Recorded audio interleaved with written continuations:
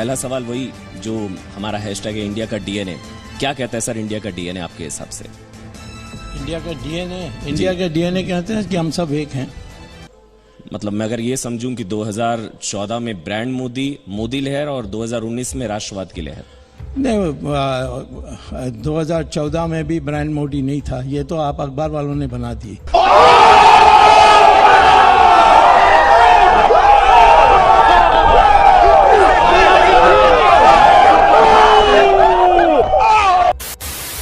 और जेटली को तो इकोनॉमिक्स पता ही नहीं है, तो इसीलिए इस हालत हुई है। अरुण जेटली से इस अति प्रेम की वजह कुछ? मेरा कोई प्रेम नहीं है, मैं उसको जानता भी नहीं हूँ। इतना है कि प्रेम का तो सवाल ही नहीं है। आपका ये प्रेम कई बार छलका है। नहीं, प्रेम आपका प्रेम से मुझे संदेह होता है, तुम्हारे अखबार वालों का प्रेम से। हमारे देश में कोई इकोनॉमिक्स जानने वाला वित्त मंत्री था तो वो मनमोहन सिंह था। ऐसा क्यों है सर? मतलब मैं बहुत कैंडिडली आपको एक बात कहता हूं। मैं भी कैंडिडली जवाब ही जी बिल्कुल बिल्कुल, आपकी बेबाकी का तो मैं वैसे ही कायल हूं सर। मैं बड़ी बेबाकी से एक बात कहता हूं, बीजेपी में मेरे ख्याल से आप इकलौते ऐसे नेता हैं, सांसद हैं, जो अपनी लाइन खुद तय करते हैं, पार्टी की लाइन नहीं टो करते। उसके आप ये कहते हैं वित्त मंत्री अरुण जेटली इकोनॉमिक्स नहीं जानते हैं। आपने कहा कि माल्या मिलकर गया जेटली से। आपने ये भी कहा कि चिदम्बरम और इन लोगों पर कार्रवाई नहीं हो रही जेटली की वजह से।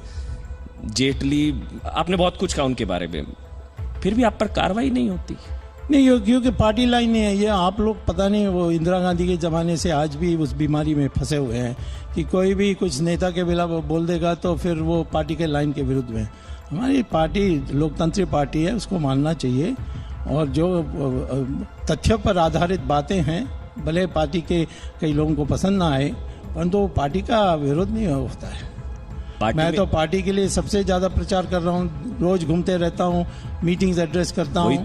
तो फिर तो वो देखना होता है। नहीं सर, अगर आप प्रचार में तो यह है कि जो जेटली के पीछे चपलूसी करेंगे तो मुझे प्रमोशन मिलेगा, मुझे टेलीविजन में अच्छा काम मिलेगा, नहीं मिलेगा तो निकाल देगा। ये डर है आप लोगों के दिमाग में। पता है ना आप सबको? नहीं पता है? कहाँ पता है? हाथ ऊपर करो, किसको पता है?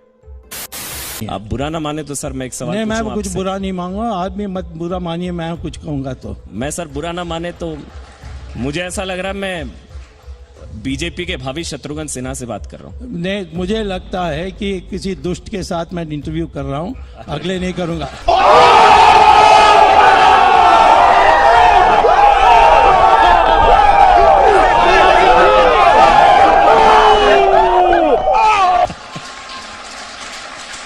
नहीं सर, मैंने इसलिए आपसे बोला ये क्योंकि इतने बागी नहीं कहूंगा, इतना खुलकर सरकार के साथ सरकार के मंत्री का इतना मुखर विरोध किसी ने नहीं किया। ये तो तय करने वाली है सरकार, ये तय करने वाली है पार्टी।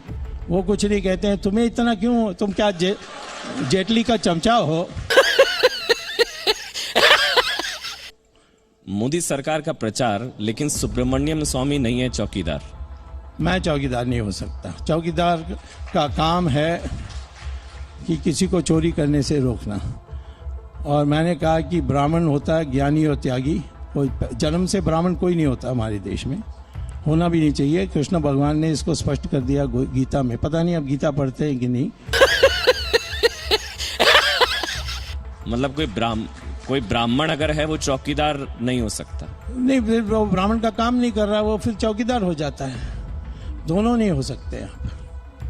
ये मेरे को पता है, ये कंट्रोवर्सी, ये जातिवादी टिप्पणी नहीं है कि कोई ब्राह्मण चौकीदार दोबारा शुरू कर दिया। अभी मैंने तुम्हें एक्सप्लेन किया था, दोबारा एक्सप्लेन कर रहा हूँ। जन्म से नहीं होता है। ये जो जाति चल रही है वो तो जाति और वर्ण में फर्क है, वो भी नहीं आप जानते हैं। यही प्रॉब्लम है। आपका पश्चिमीकरण बहुत हो गया है, थोड़ा भारतीयकरण करो अपने का।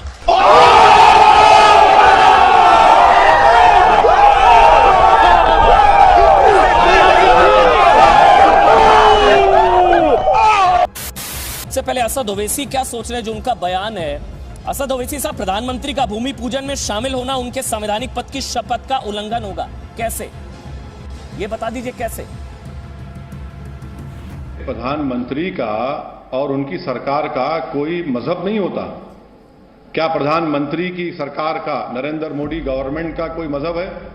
नहीं हो सकता। इसलिए नहीं हो सकता क्योंकि संविधान में यह कहा गया कि भारत का कोई मजहब नहीं होगा, भारत तमाम मजाहिब को मानेगा, उनको भी भारत मानेगा जो खुदा को, अल्लाह को नहीं मानते। तो प्रधानमंत्री ने संविधान पर ओथ लिया है और संविधान में लिखा गया है कि सेकुलरिज्म इस मुल्क के बेसिक स्ट्रक्चर का हिस्सा है। और ये कोई इकोनॉमिक पॉलिसी नहीं है कि मैं 500 के 1000 की नोट बंद कर दिया तो सेकुलरिज्म को भी बंद कर दूंगा। नहीं, जब तक अंबेडकर का बनाया हुआ संविधान रहेगा, सेकुलरिज्म इस देश का बेसिक स्ट्रक्चर का हिस्सा रहेगा।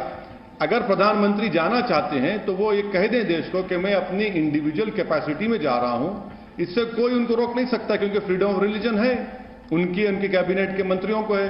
और वो कह दें कि मैं इंडिविजुअल कैपेसिटी में जा रहा हूं और इसका कोई लाइव टेलीकास्ट टीवी पर ना हो, किसी को आपत्ति नहीं होगी। ओवैसी साहब, आपकी आपत्ति क्या है? प्रधानमंत्री नरेंद्र मोदी के जाने पर आपकी आपत्ति है, शिलान्यास से तो आप खुश है ना?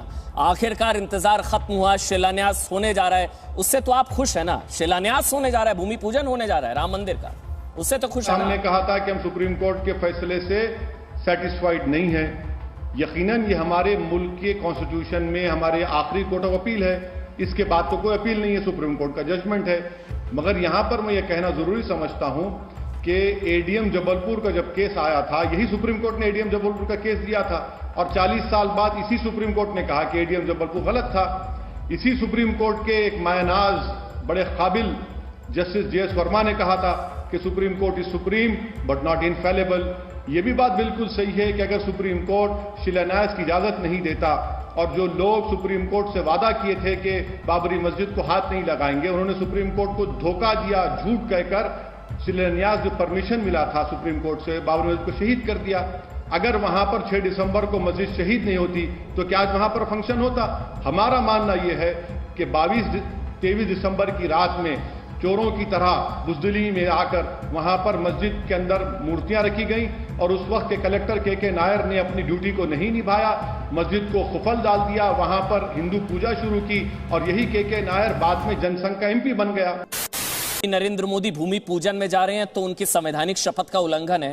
प्रधानमंत्री करतारपुर भी गए थे, करतारपुर कॉरिडोर के लिए भी प्रधानमंत्री नरेंद्र मोदी गए थे। जब मत्था टेका था उन्होंने बेर साहिब गुरुद्वारा में, तब संविधान खतरे में नहीं आया। अबू धाबी की शेख जायद मस्जिद गए थे 16 अगस्त 2015, तब संविधान खतरे में नहीं आया था। इंदौर की सैफी मस्जिद गए थे प्रधानमंत्री नरेंद्र मोदी, मस्जिद जाते हैं तब नहीं खतरे में आता। कोलंबो की चर्च गए थे, शाम को तिरुपति मंदिर भी गए थे, सिंगापुर की चिलिया मस्जिद गए थे, इंडोनेशिया की मस्जिद गए थे, करतारपुर गए थे, तब संविधान खतरे में नहीं आता। सर, प्रधानमंत्री तो हर जगह जाते हैं, मस्जिद भी जाते हैं, मंदिर भी जाते हैं, खतरा मंदिर से ही। करतारपुर भी तो गए थे ना ओवैसी साहब।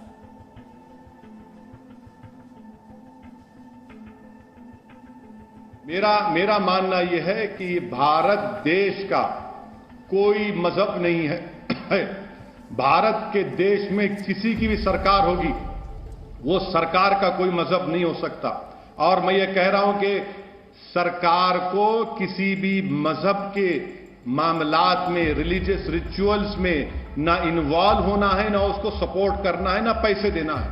अब सवाल उठता है कि इफ्तार पार्टी। अरे भाई, क्या भारत का मुसलमान कोई इफ्तार पार्टी का मोहताज है? अरे थूकते हम इसी इफ्तार पार्टी पर। अगर मैं 17-18 घंटे रोजा रहता हूं तो क्या मैं आपकी इफ्तार पार्टी का मोहताज हूं? नहीं, मैं अल्लाह का मोहताज था और रहूंगा। मैं इसलिए रोजा रखता हूं क्योंकि अल्लाह ने कहा कि शुक्र अदा करो और उन लोगों का ख्याल करो भूखे प्यासे रहकर जो भूख से तड़पते हैं। तो इफ्तार पार्टी बंद करिए ना। हर रिलीजियस फंक्शन में गवर्नमेंट ऑफ इंडिया और स्टेट गवर्नमेंट, उसका कोई रोल नहीं होना चाहिए। नहीं सर, मैंने सवाल आपसे करतारपुर को लेकर पूछा था। प्रधानमंत्री नरेंद्र मोदी करतारपुर कॉरिडोर के उद्घाटन के समय भी बेर साहिब गुरुद्वारा गए थे, अबू धाबी की शेख जायद मस्जिद भी गए थे, तब संविधान खतरे में नहीं आया था। सवाल मेरा ये है, सवाल टालिए मत ना ओवैसी साहब। मोदी जी जब करतारपुर गए थे तो कहां गए थे? पाकिस्तान के करतारपुर में, वहां पर गुरु नानक की जो बर्थ प्लेस है उसको खोल दिया गया। क्या असदुद्दीन ओवैसी ने उस पर ऑब्जेक्शन किया? मोदी जी जब फॉरेन टूर पर जाते हैं तो वो देश के प्रधानमंत्री बनकर जाते हैं। मोदी जी बुद्धिस्ट टेम्पल में भी गए, मोदी जी वहां पर नेपाल की मशहूर मंदिर में गए, मोदी जी यूएई के मंदिर के इनॉग्रेशन में गए, मोदी जी यूएई की मशहूर मस्जिद में भी गए। तो प्रधानमंत्री हैं वो। ये बाबरी मस्जिद का ये जो मसला है, ये पिछले कई सालों से इस मसले की वजह से भारत में मासूम लोगों की जानें गई।